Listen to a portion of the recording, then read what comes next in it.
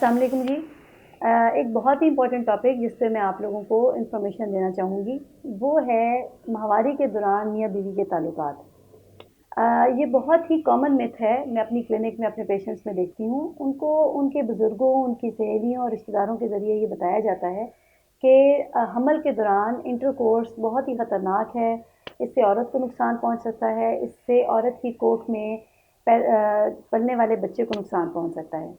Message ये है कि हमल के दौरान मियाँ बीवी के ताल्लुकात से ना औरत को कोई नुकसान पहुंचता है और ना ही बच्चे को कोई नुकसान पहुंचता है, अनलेस बहुत ही ख़ास केसेस में जिसमें हम आपको खुद मना करें, जिसकी बहुत सारी कॉजेज़ होती हैं। जैसे कब कुछ प्रेग्नेंट पेशेंट्स में शुरू में प्रेगनेंसी वीक होती है और उसको ब्लीडिंग हो रही होती है या बच्चे की ग्रोथ में कोई प्रॉब्लम हो रही होती है। इन दैट केस हम इज़दवाजी ताल्लुकात से मियाँ बीवी को मना करते हैं। इसी तरह अगर ऑल नीचे हो, चाहे प्रेगनेंसी के शुरू में या प्रेगनेंसी के बाद में, वो वैसे भी ब्लीड कर सकती है और मियाँ बीवी के ताल्लुकात से भी उसमें प्रॉब्लम आ सकती है।